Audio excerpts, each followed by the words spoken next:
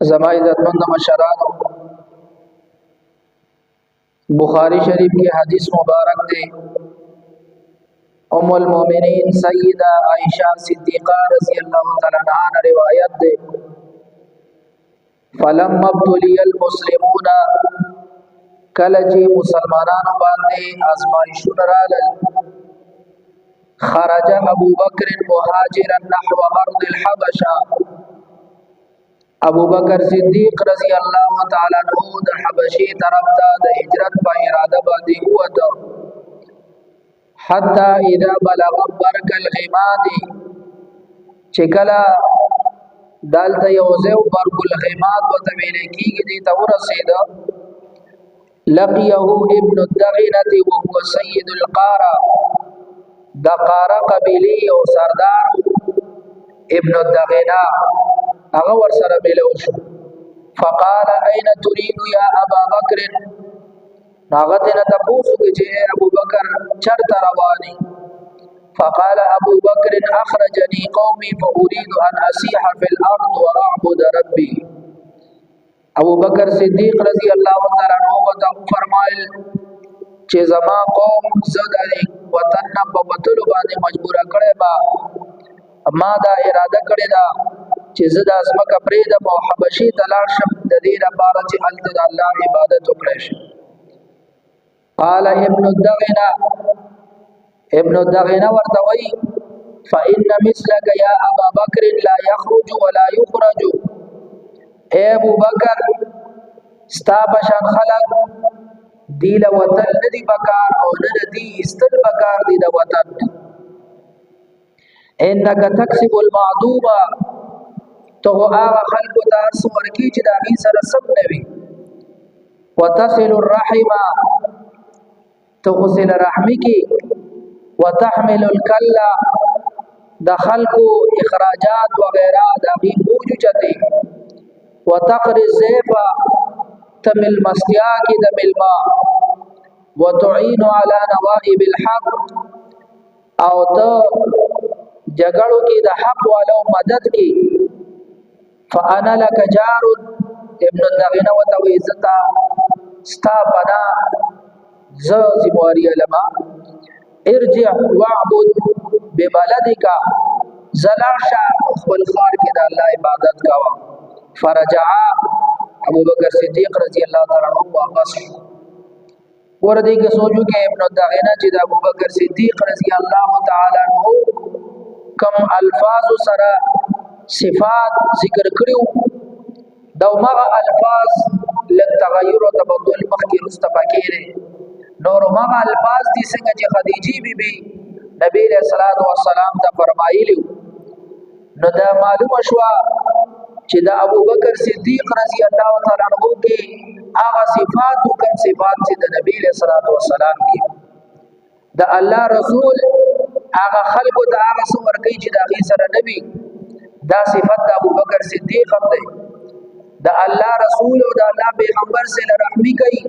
دا صفت د ابو بکر صدیق هم دی د الله رسول خلق او اخراجات او د غي بوجو چتای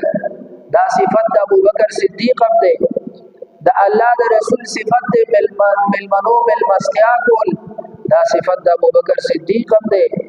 جګړه کې د حق والو مدد کول دا د الله د رسول صفت دی او دا صفت د ابو بکر صدیق هم دی نو علما دې ته وایي معلومه شو چې ابو بکر صدیق رضی الله تعالی عنہ د نبوت د اوصاف مظهر دی بیا مخکې چونکې حضرت عمر فاروق رضی الله تعالی عنہ د بار نبی علیہ السلام دعاګانې غوښتې وي نو الله تبارک وتعالى ختم اسلام ور نصیب کړو دا شان حمزه رضی الله تعالی عنہ اسلام قبول کړو مسلمان شوی نو دا عمر فاروق رضی الله تعالی عنہ او دا حمزه رضی الله تعالی عنہ د مسلمانې دوه باندې کافرانو باندې روب راغی او اوس دشمنی نورم زیاتی نبی علیہ الصلوۃ والسلام او د نبی علیہ السلام د مرګرو د قتل کولو منسوبې شروع کی او په هغه کې د خپل منځ کې د قبایلو د جنگیدو د قبیلو د جنگیدو خطر وا او پټ تدبیرونه شروع کړل خفیه سازشونه شروع وکړل. ابو طالب صاحب په پوي شو، هغه خيار سړیو. یوازې دا نه چې نبی رسول الله والسلام خطر ورسره، د نبی رسول الله والسلام خطر ورسره وا، او د بنو هاشم چې څومره خاندان دی دا غي خطر ورسره وا چې دا ظالمان بدی قتل. ابو طالب سے مشریز وی جعفر رضی الله عنه خو مخکنم تلو حبشې ده الته محفوظ، خدل دکی علی سے کشریز وی علی سے ورسره. نو ابو طالب سے د خاندان خلکو سره مشوره وکړه چې څوک، نو هغه دا مشوره وکړه چې د مکینه بهر به یو ځای کې پناه ونیسو. هغه ځای ته ویل کېږي خیف بني کنانه چې دې ته شیب ابي طالب ویل کېږي. په دغه ځای کې به موږ ټول پناه ونیسو. د ابو طالب سے په دعوت باندې بنو هاشم او بنو المطلب دا ټول وسره مرګري شو. ابو لهب وسره مرګري نه شو، هغه ته زره سره نه پای. ابو طالب سے چې هغه دغه پناه سي ترشی ابي طالب ته ورسېد او د نبی رسول الله والسلام نگرانی به کوله، خیال به کو، یو ځای به یو شپه به یو ځای کې سار کا، بیا به بل ځای کې، بیا بل ځای کې.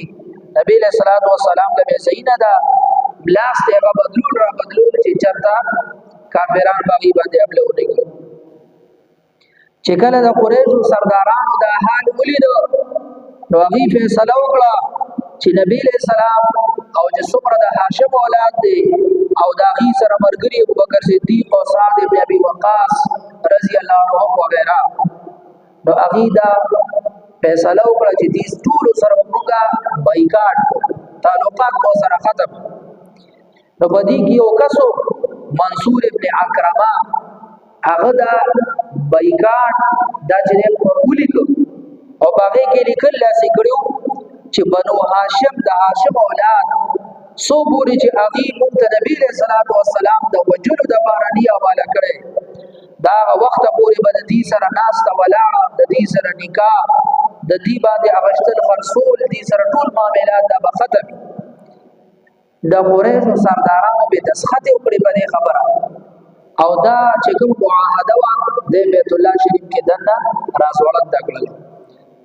چې کوم وخت کې منصور ابن عکرمه دا معاهده ولیکله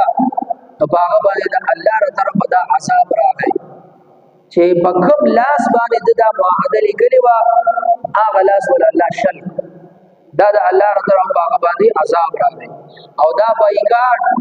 چې کله د نبی رسول الله او د عقیده بنو هاشم سره او د مسلمانانو سره شوه نو دا د نبوت په وم کال باندې د محرم په ورځ لومبني تاریخ باندې شروع شوی و او تقریبا د 3 کالو پورې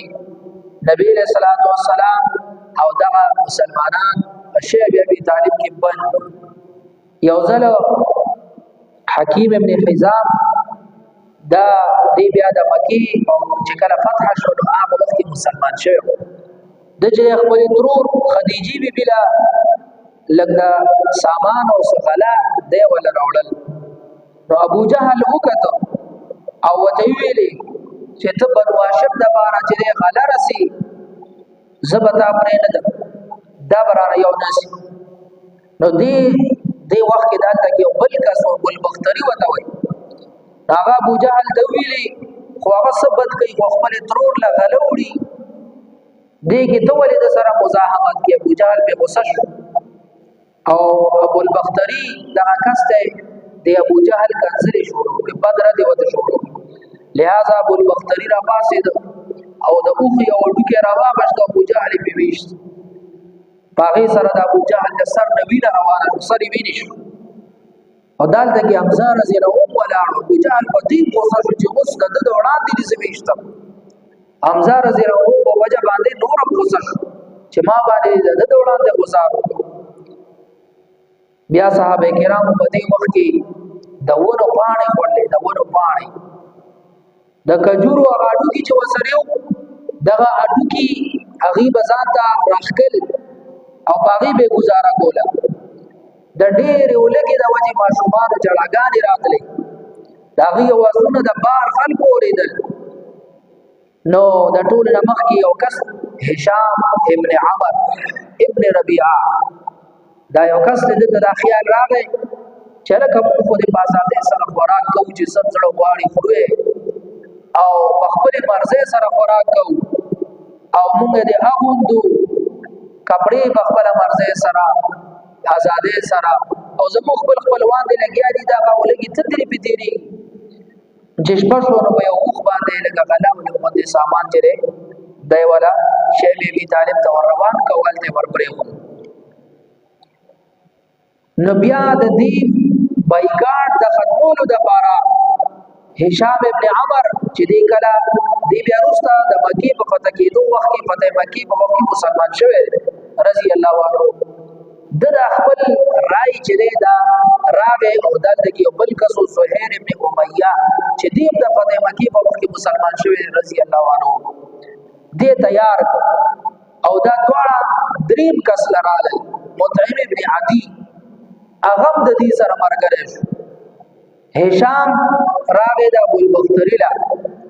او هغه ور سره مرګره شو او وروسته ور سره بیا پنځه کسان مرګره شو زمعم ابن اسود نو دا پنځه کسان دی د دې بایکاټ د ختمولو لپاره کوشش وکړ او چې خلک راجمع شو نو زهیر دې کس ورته ویلي چې اے د مکې خلکو ډېر افسوس دی چې خلک خو په ازادۍ باندې لګیا دي خوراکونه کوي کپړې چې څه غواړي څه مرضي وي هغه خوري چې څه مرضي وي هغه څکي چې چېرته ځي نکاح دې کوي او د بنو هاشم او د هاشم په اولاد باندې دې باقي تېرېږي لږې تن دې تېرېږي قسم په الله چې څو پورې تاسو دا معاهده او دا بایکاټ دا ختمه کړي نه دا معاهده ماته کړي نه نو د هغه وخته پورې چې دی هغه ورته وایي چې زه به په قلار نه کېږم زه به په قلار نه کېږم ابو جهل ویلي چې دا د الله عهدنامه ده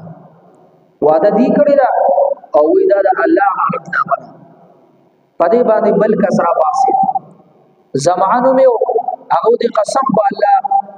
دا به خامخا شلېږي دا موږ نه پرېږدو په دې موږ راضي نه وو دغه خبره ورپسې درېیم قسم وکړه ابو البختري مطعم صاحب ورته ویلي چې دا خبره صحیح ده او پنځم کس هشام هم دا دې ټولو تایید وکړي چې بالکل صحیح وي او دا معاهده ختمول پکار دي د مسلمانانو خلاف ابو جهل دا په تاسو ټیک چېرته خپلو کې صلاح کړې ده پټ سازش هم کړی دی منظم طریقې سره چې دا منصوبه بندۍ سره دا پروګرام کړی دې طرف ته دې خپلو کې خبرې کوي بل ته د نبي علیه صلات وسلام پیشنګویي وورئ نبی علیہ الصلوۃ والسلام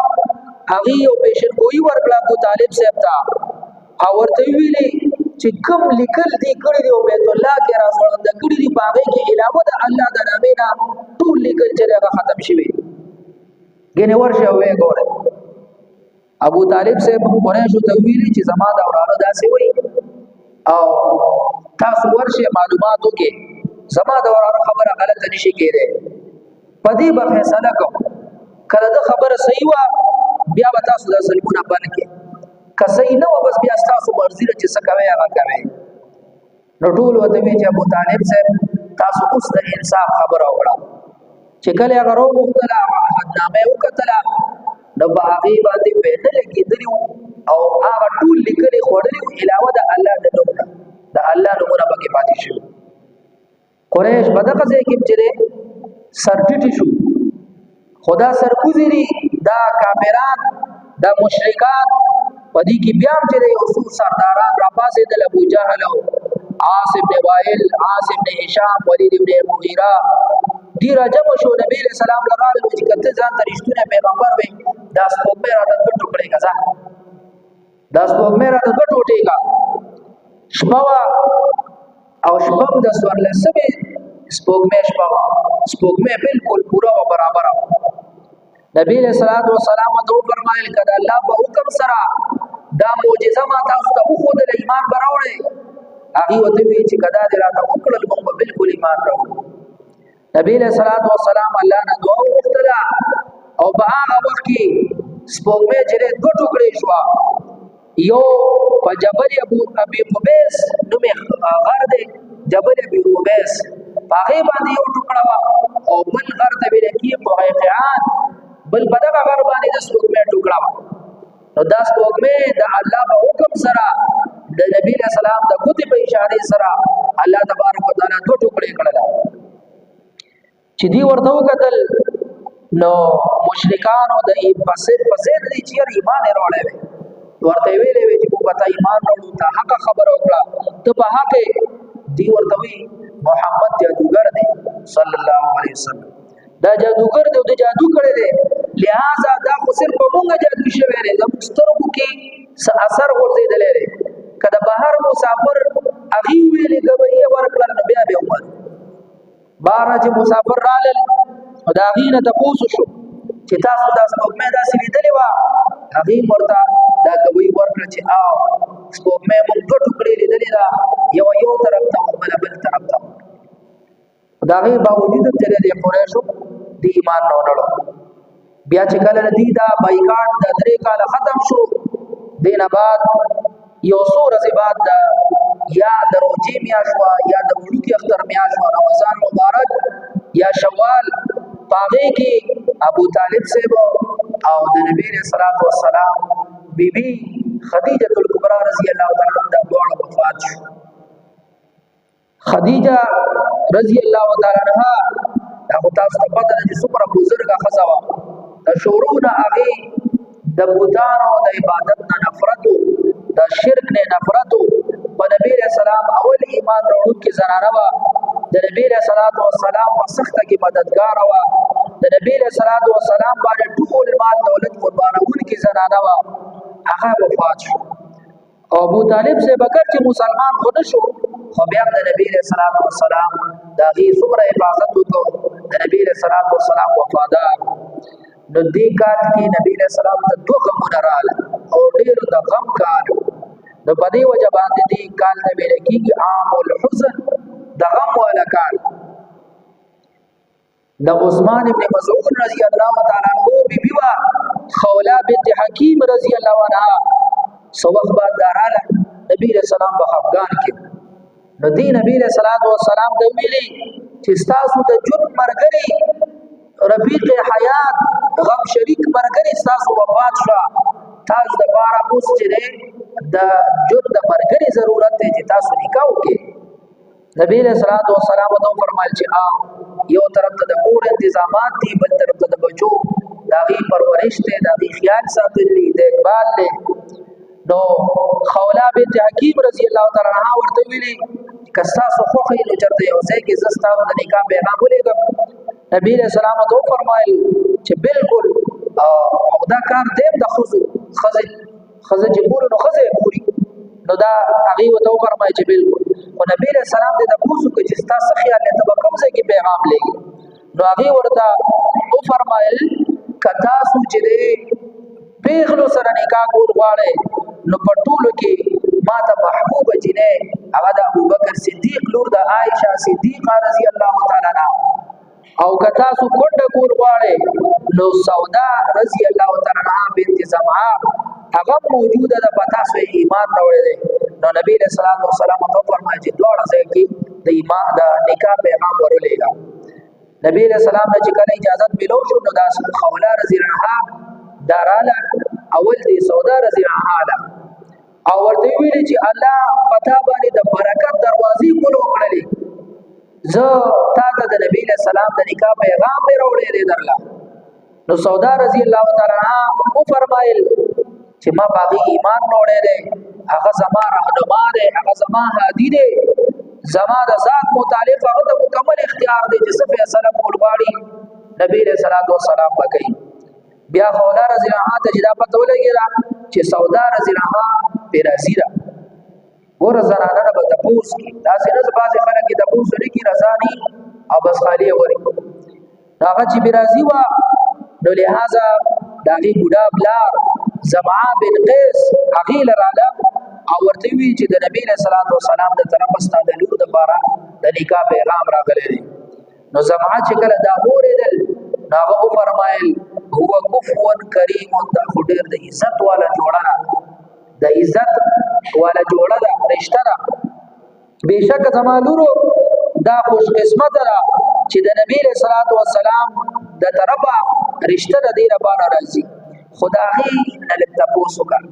داغې نه لږ تپوس وکړه نو لهذا خوله رضی الله عنها ورته وفرمایي چې ما خو د هغې نه تپوس کړی دی هغه پرې راضي ده نو هغه ورته د نکاح اجازت ورکړه بیا د نبي علیه الصلاة والسلام د سودا رضی الله تعالی عنها سره نکاح وشو بیا نبی علیه الصلاة والسلام چې کله تر ابو طالب سے وفات شو نو قریشو دشمنی نورم زیاته شو او اوس دا اوس پورې خو د ابو طالب سے د وجې سره شوې نه اوس دا غي نورم لاسونه آزاد شو اوس هغه په نبی علیہ السلام باندې نور تکلیفونه سازونه شروع کړي نبی علیہ الصلوۃ والسلام چې اراده وکړه چې طائف په سفر باندې لاړ شي دا د مکینه شپږ کیلومتره باندې لري او خسته خپل ځای دی خپل باغات دي باغونه لري غرونه دي د مکی سرداران دي بګي هغه بګي ځان له زینه جوړ کړو خاص کر د ثقيف قبيله د بګي دا د عربو یو طاقتوره قبيله و او پدې کې درې ورو یو عبد یالیل یو مسعود او یو حبیب د دې قبيله د سردارانو د درې ورو نبی له صلوات و سلام د دعوت او تبلیغ دغه سلسله کې طائف ته سفر وکړو او نبی له صلوات و سلام سره یو صحابي زید ابن حارثه رضی الله تعالی عنہ لسورزی التکی نبی له صلوات و سلام ایثار شوی دی او عام خلق لم تللی دی خاص لم تللی دی ځکه تبلیغیان وي دا زموږ حکومي ګشت دی دا زموږ خصوصي ګشت دی عام او خاص ټول تللی نبی له صلوات و سلام د علاقې چې څومره معززین او مشران او سرداران دي ټول تللی نبی له صلوات و سلام ټول د دعوت ورکړو ټول دا غیر انکار بیا غدري سرداران لرال عبد یالیل مسعود او حبیب دی لرال نو دی आवाज دا نه چې را د نبی له سلام دعوت ونه د نبی له صلوات و سلام دعوت ونه منو او دا غیر علاوه د نبی له سلام ګستاخی وکړه یو بکی ویلي که خدای ته پیغمبر جوړولې نو د بیت الله بیزتی الله کړي تو خدای پیغمبر جوړولې بل وته ویل چې الله تستانه علاوه بل یو رسول پیغمبر نه ملاوي دا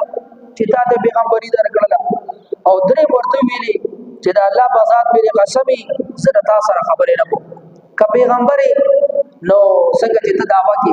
نو دا د پیغمبر شان دی چې دا سره د خپل قوم باسو او ک پیغمبر نه نو زه داسې زما شان دا دی چې زه تاسو سره خبرې کوم د وخت سره بس بدري دې خبر باندې دې خلق ورپسې ماشومان ورپسې کړل او نبی رسول الله والسلام هغه به کوم ځای دعوت چلو دې ورپسې رستا د کانو گزارونه کول د نبی رسول الله والسلام باندې مبارکي د ویرو ډکه شوي او د نبی رسول الله والسلام د دین د خاطر دا تکلیف چې هغه طائف کې دا برداشت بیا زید بن حارثه رضی الله تعالی عنہ د نبی رسول الله حفاظت د بار کله وړاندې راغی مخکې طرفنا کله بشات کله بخیسه ارتش کله بغس ارتش مختلفو طرفونو تبع هغه ورسره چې رقم طرف نو بلا کانو غزارونه شروع نو د زید بن حارثه رضی الله عنه هغه طرف تلاړ بیا نبی رسول الله والسلام بکیناست دی بیا را طرفونو کې به ونی او بیا به را باس او بیا د روان شو بیا به گزارونه شروع کړ اخر کې یو باغ تر ورسید او نبی له سلام له غوندې الته کې آرام او الته دعا کړې ده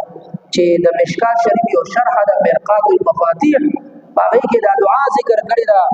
نبی له صلوات و سلام دا دعا وختره دې دعا ته ویل کې دعای مستضعفین د کمزور دعا اللهم الیک اشکو ضعف قوتي اے الله تخپل کمزورې ګلتا د شکایت ډېر کمزور وقلت حيلتي لا ببسما وحوالي عن الناس او د خلق سره به قدرې ما سره شروع کړی دا یا ارحم الراحمین اے ارحم الراحمین ذاتا انت ارحم الراحمین تر ټول زیات رحم کوونکی انت رب المستضعفین تدا کمزور پروردگار او رب الا من تکلنی الله تاسو چا تسپارلې چا ته حواله کړې الى عدو بعید يتجهمني داس یو پردي دشمن ته حواله کړم چې ما سره سختی کوي اي يلقاني بغلظه ووجه كريه على ما في النهايه او بیا وي ام الى صديق قريب كلفته امري يا الله لری ته حواله کړم کنيستي دوست ته حواله کړم چې هغه زما د معاملې مالک جوړ شوی دی او ما سره دا معاملې کوي فلا ابالي زما هیڅ پروا نشته غیر ان عافیتک اوسع لی، ستا عافیت الله زما زدا غیر محتاج یم. اعوذ بنور وجهک الذي اشرقت له الظلمات، ستا د ذات د هغه نور د برکت ز پناه نیسم، د هغه تیارونه چې د هغه نور په ذریعه سره به دا تیارې رڼا کېږي. وصلح علیه امر الدنیا والآخره، او د کوم نور د برکت به چې د دنیا او د آخرت معاملات زما الله ښه کوي. او ان ينزل بي غضبك، الله د غضب نه دې پناه نیسي، ستا غضب په ما نازل نشي. او يحل بي سخطك، الله ته ناراضه نشي. لك العتبى حتى ترضى، اے الله ستا نه علاوه بل څوک زورور نشته دی. ولا حول ولا قوه الا بك، او ستا نه علاوه بل څوک چې دی طاقتور نشته دی، نه څوک چې دی لرې کوونکی شته. بخاری شریف کی حدیث مبارک دی، خدیجه عائشه صدیقه رضی الله تعالی عنها فرمایي چې ما د نبی صلی الله علیه وسلم نه تاسو کو چې اې د الله رسوله تاسو باندې د جنگي احد نه زیات تکلیفونه راغلي دي. هل اتا عليك يوم كان اشد من يوم احد، د احد نه زیات تکلیفونه راغلي؟ قال لقد لقيت من قومك ما لقيت، ما دا نبی صلی الله علیه وسلم فرمایل چې ما د ستاسو قوم نه غټ غټ تکلیفونه را رسیدلي، او باغی کې د ټول نه سخت چره د عقبه ورځ دغه د طائف والا یادای چې نبی رسول الله والسلام فرمای پدې کې ما تر ټول نه زیات تکلیفونه را رسیدلي. او دې دوران کې د سفر نه چې نبی رسول الله والسلام واپسی کولا، نو نبی رسول الله دلته کې یو ځای هغه ته ویل کی بدر نخلا، الته د سحر منځوګ، او بیا یو ځای هغه ته وی عکاس، الته به میله لګیدل، د خلک براجمه کېدل. نبی علیہ الصلوۃ والسلام هغه ځای ته راغی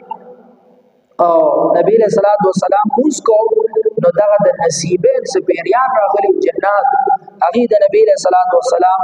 او وو پیریان علماء لیکلي چې دا وو پیریان وو جنات د نبی علیہ الصلوۃ والسلام تلاوت کو اورید او په نبی علیہ الصلوۃ والسلام باندې ایمان راوړ. الله وتعالى دلا کدا خلق پتا سي ایمان راوړي د جنات دا پټ مخلوق ول باندې ایمان راوړي. الله سره څه کوي دا مخلوق را باندې ایمان درو کدی تکلیف درکې، او بیا هغه نه بعد نبی رسول الله والسلام د تسلی لپاره الله تبارک وتعالى نبی رسول الله والسلام د معراج په سفر باندې خېجولې الله ورته رتبہ کمال تیرا در بے مثال تیرا، رتبہ کمال تیرا در بے مثال تیرا، قسم خدا دی جہان اندر نبی جی رتبہ کمال